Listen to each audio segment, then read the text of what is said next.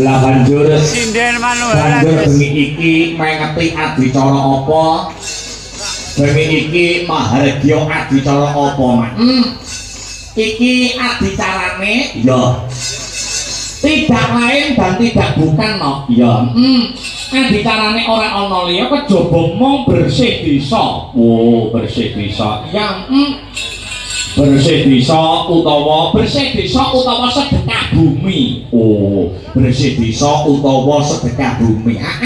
Kang minangka dadi prasimbol wujud sumure para warga masyarakat, wabil khusus warga masyarakat kang sarta pepunden-pepundenku ana ing laladan Desa Talang, Kecamatan Rejasa, Kadipaten Nganjuk. Ngono ya, Mak.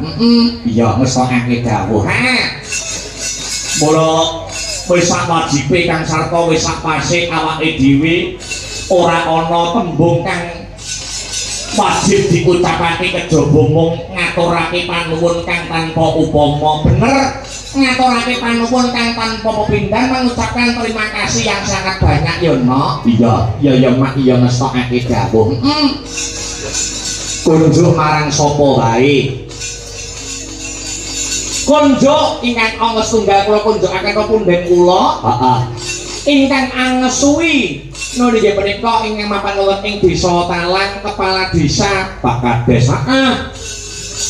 Ingkang minangka kinurmatan pepunden kula Bapak Suparlan. Oh, mangkono.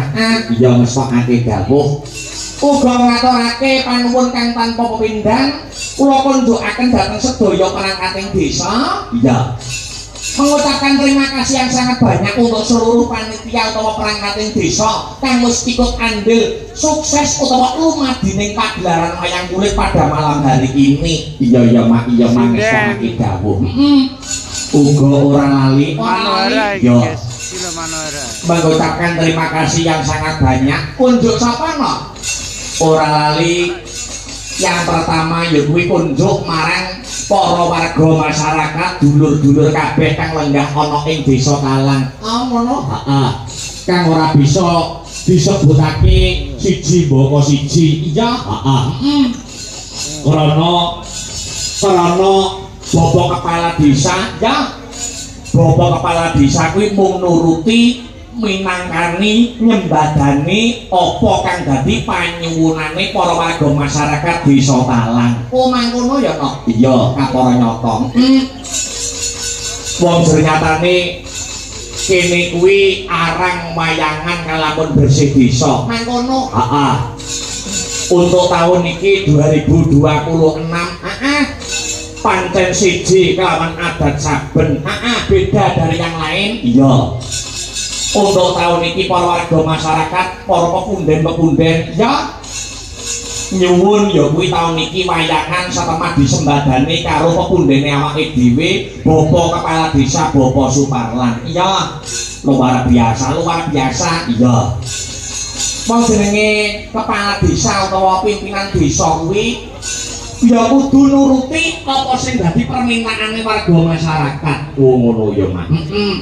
Pemimpin kuwi pelayan rakyat.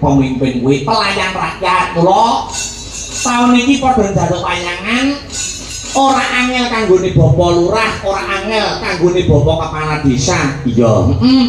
Dene sing piniji, dene sing pinatah kinen paring lelipur awake dhewe sak kanca sanggar seni Astabrata. Iya.